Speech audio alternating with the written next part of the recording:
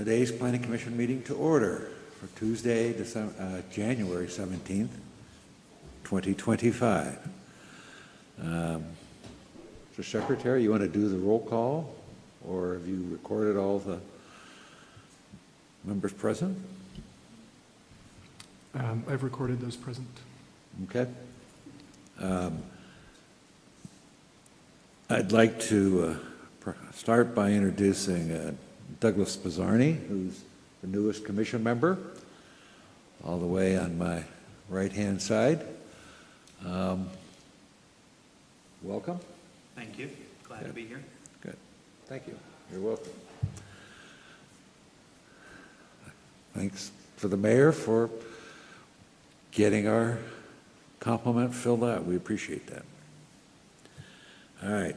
First order of business, approval of the May 20th, 2025 meeting minutes. Do we have a motion? Motion approved. Second. Motion and a second. All in favor, say aye. Aye. Aye. Being Sorry, there's also the special meeting that was held last month. Those also have to be approved separately. okay. So, do you know the date of was that the 20th also? Okay. I think so. So there was a special meeting we held on the 20th, same date, and the minutes were distributed. So motion to approve that. Motion to approve. Second. Second. All in favor signify by saying aye. Aye. Aye. Thank you. Public comment or correspondence? There is no public comment or correspondence. Okay. All right. Old business, the saldo amendment updates. Ms. Fry, do you want to Sure, I'm happy to walk give- us through those? Yes. So over the last several weeks, we have been working with the retained consultant, Michael Baker, Troy Truatt, and we've done a lot of internal review. We've met with the solicitors, we've met with Public Works, we've met with zoning, our chief zoning officer and zoning officers, and we have almost completed a final draft. I know I've sent the commissioners a draft, but there have been some changes as of yesterday, so I'll be sending you another draft. I would like to recommend that the commissioners call for a special meeting so that we can walk through these edits with you, and also invite our council liaisons to that meeting so that they can start to understand what these edits mean for the city internally, for our processes. And so that is the recommendation that I'd like to make today to the board. Okay, I will make a motion to hold a special meeting, conduct or invite the individuals you indicated to it. I'll second. All in favor? Aye. Aye. No opposition. Thank you. Thank you. And we will most likely hold this special meeting after the July 4th holiday due to some internal staff that is out for vacation. Mm-hmm. So the schedule would be that we would hold the special meeting for the saldo amendments at the beginning of July, with the hope that we would be able to approve those amendments at the Planning Commission in July. After that, there's a series of other things, obviously, that will have to go through in terms of a public hearing. We would post these amendments publicly for public comment, and then it would have to go to council for 2 readings. And we'd have to do a public hearing. I might have said that already. Yes. So we're looking at several weeks out before we would adopt the amendments. Okay. Prior to the meeting, Mr. Pizzarni asked or mentioned that he had some questions. Anything you want to go over now, or? I'll just wait till the special review. Okay. All right. Great. Any other? Questions on the saldo? Okay. Any other discussion related to the saldo? Then we'll move on. New business. The subdivision and land development. Anything? There's none. Any update on zoning? Rezoning, rather. There is none. Okay. I assume there's nothing for the blighted property designation. I don't see Aaron here. The item D, Erie Neighborhood Growth Partnership, a partnership for community impact, planning, and neighborhood resources. Any comments there? I'm going to invite Liz Reyes to come up to the podium as well, because this was work that we did together, really driven by the neighborhood resource part of our department. Erie Neighborhood Growth Partnership has been around for quite some time, and has gone through a transition of ups and downs, and a lot of engagement, and just in terms of being engaged with the neighborhoods and connections. It is rebuilding at this moment, with the Redevelopment Authority being the lead of the ENGP board. Liz, because many of our goals and priorities in neighborhood resources and the planning department align so closely with the ENGP mission for connection, communication, engagement, we felt that it was important that we not reinvent the wheel and yet create yet another platform or initiative at the city that or not necessarily at the city, but just in general.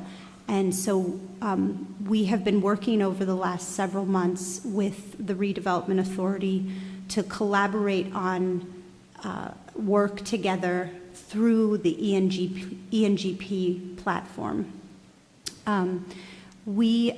We decided upon an option of the structure of who's going to do what and be responsible, and last week we presented this new collaboration with we presented to the ENGP members and at a board meeting. And essentially, we will be, the Redevelopment Authority will still be responsible and maintain the ENGP board, which is made up of residents, and they're the approving body, just as you would think of it.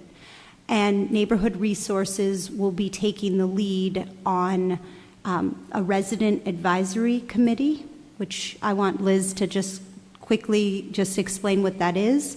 And also we'll be taking the lead on a neighborhood organization subcommittee of this ENGP.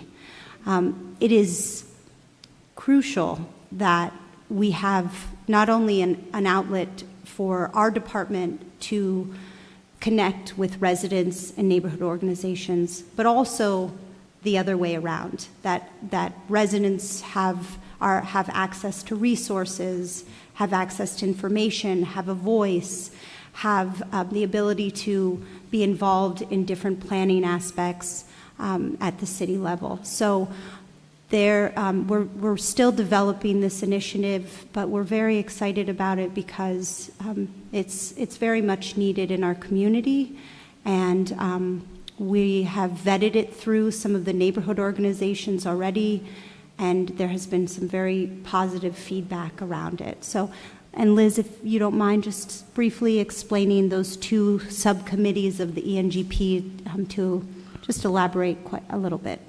Yeah, so this resident advisory committee would offer a new opportunity and space for residents from all areas of the city. Typically, we'd like to see a representative from each of the planning areas to have a voice in this committee.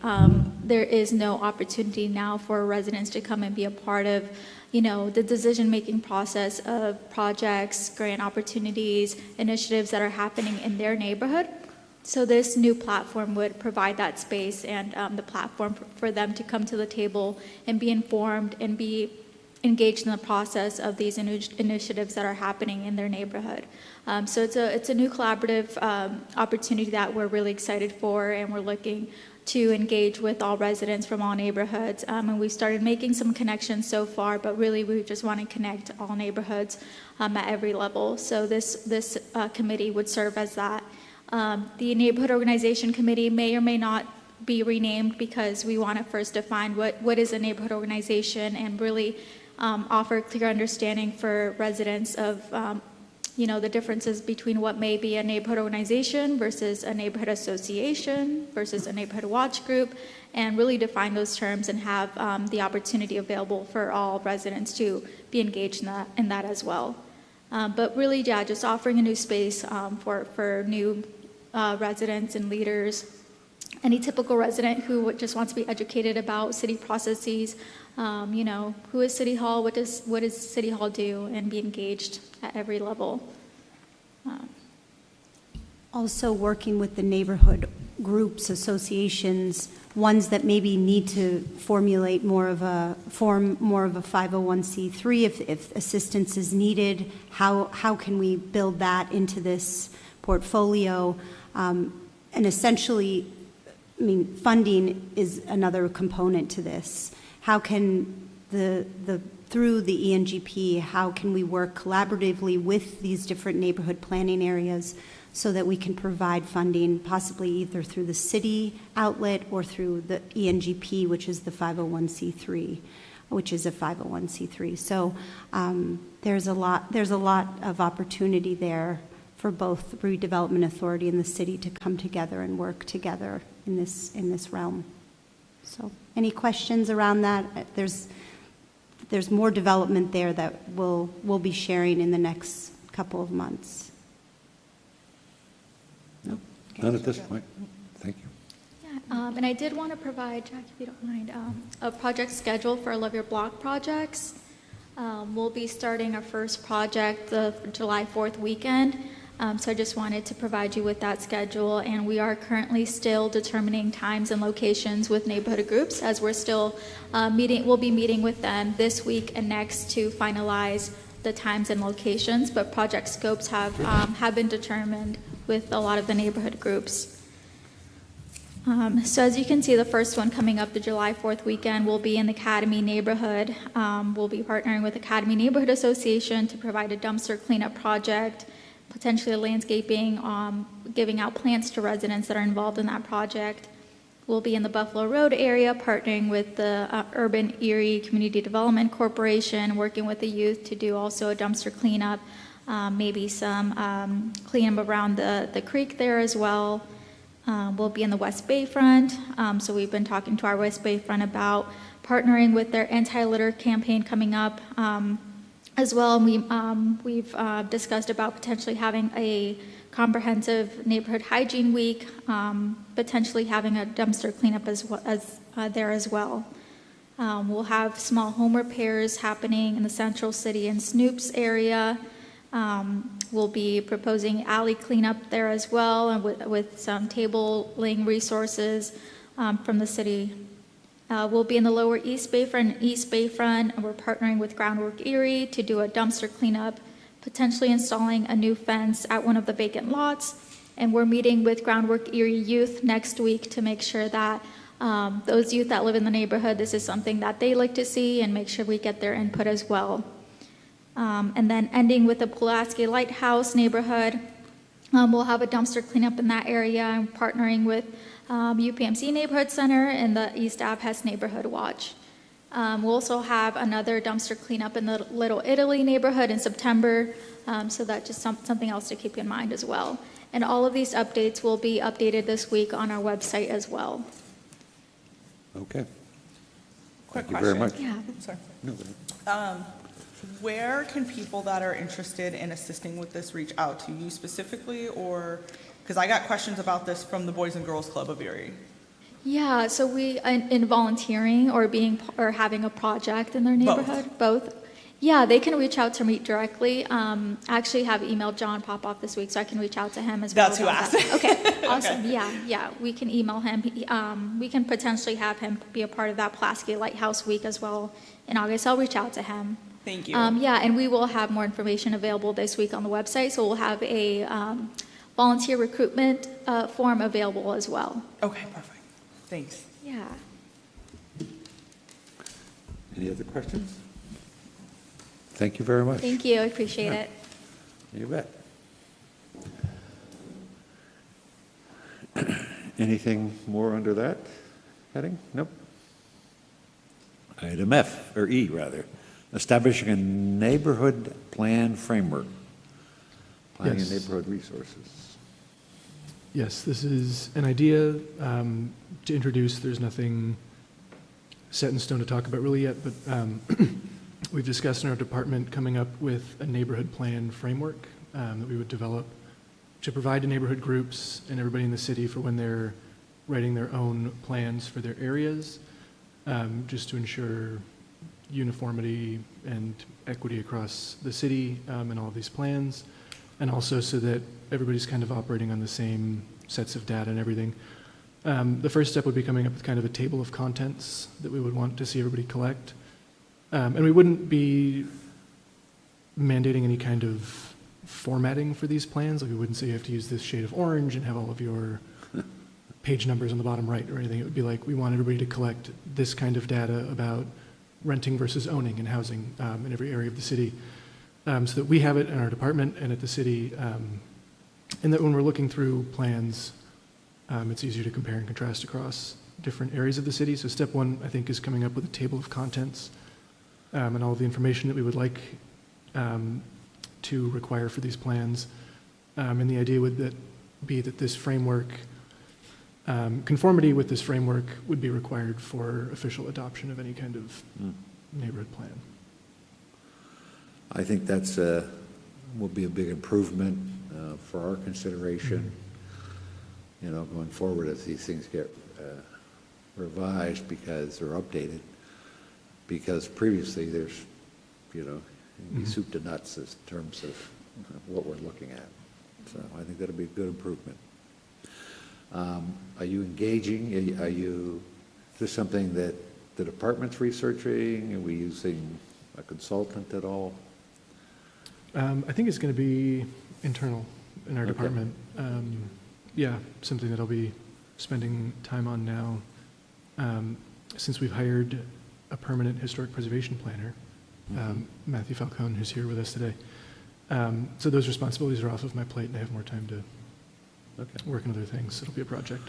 Yeah, it strikes me that we're not the first group who wants to end up with a comprehensive or uniform approach, and some research might save a lot of head scratching. Yeah, absolutely. I mean, we also, the department has done, as you know, several neighborhood plans that you've adopted. And we've also, in the last year, adopted two other neighborhood plans. We've also heard that there are certain neighborhoods that are interested in either writing their first neighborhood plan or updating an existing plan. So I think this is good timing. We also, as we move into land development review, this would be a lot easier to have some kind of consistency in format, knowing what's in these neighborhood plans when at time of review. I think that will be much easier in the long run. So we do also have still technical assistance provided by Michael Baker that we can run things through. But the first initial part would be to look at several other neighborhood plans and what is it that we want in these documents that are going to be that will have some meat first of all and some tools in there for actual implementation. Right. I think that's what we'd really like to see. Okay. Good. Thank you very much. Item F, understanding the signs that define our city.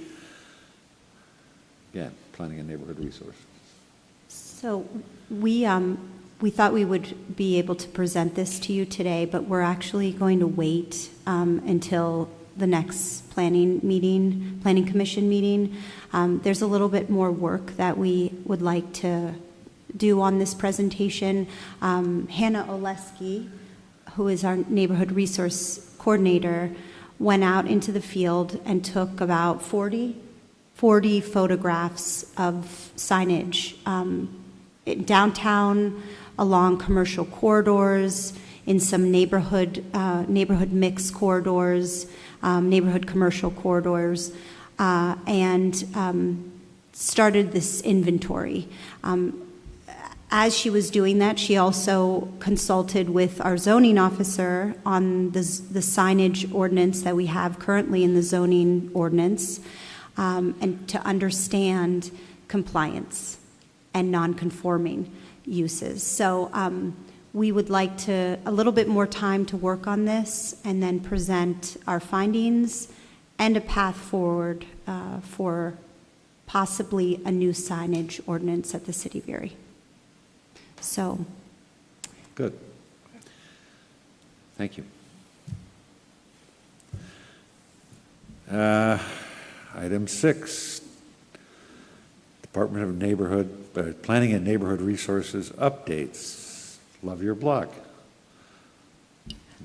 Ms. Reyes? Liz went during the ENGP part, so right. so she did give an update. But Okay. I did want to I wanted to ask Matthew Falcone to come up if you wouldn't mind. This is Matthew's second day.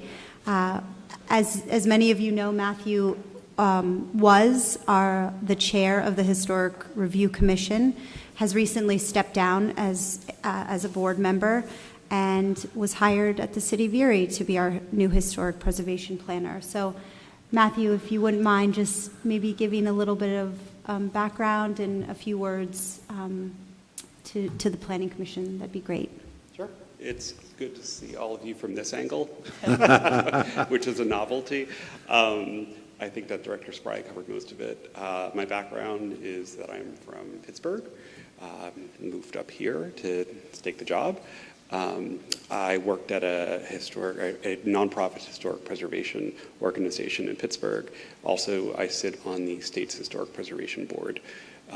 So it was a good transition to make for me, because I know that for a while the planning department has been carrying all the preservation work on their shoulders, and sitting on the commission, kind of hearing, what could be done if we had, I think, a bit more support, made me get out of my chair and come to this side of it. So I'm very happy to be here. We have a lot of things kind of moving through the works. I think to follow up on that special meeting that we had, we're going before council tomorrow to talk about the Article 7 revisions and the changes to that ordinance. We've had a robust period of public comment where the ordinance has been posted, and we've had a few people provide feedback that's been pretty positive. So we're looking forward to moving that along, which also would then open up the gates for historic nominations. And I think that we've talked a little about this, but there's more than, I'd say, anywhere between a half dozen and a dozen folks from the community that have stepped forward that are interested in having their piece of Erie landmarked. So we're very excited to be able to help them and to move it forward, and I know that we'll be working together soon. So, thank you. Yeah, excellent news. I think that historic preservation's had a difficult gestation in moving forward and getting to a point where you can be active, so get busy. I am that. Yeah, thank you. Thank you, Commissioners. Any other items? Yes, one more update from the department. Our ongoing DCNR grant for tree plantings, the Urban Forestry Project, we have chosen Arbor Pro, a firm from California, to come and do the tree inventory throughout this year. Based on the funding, they'll be coming to survey about 18,500 trees along streets, in parks, and in boulevards to the city of Erie, which will be a significant portion of the city's trees. I think Sarah estimated about 25,000 trees in the city of Erie. So this would be a majority of the trees for this part of the inventory. And we are excited to have them coming by. We just made the decision yesterday. So the inventory should be getting underway soon. And how long does that take? A year? Should be done by the end of this year. Oh, the end of Yeah. this year, okay. Great. Any other updates? Nope. All right. Next item is adjournment. Okay. I'll make a motion. Second. All right, motion and a second for adjournment. Any opposition? None, hearing none, we are adjourned. Thank you all. We'll see you in a month.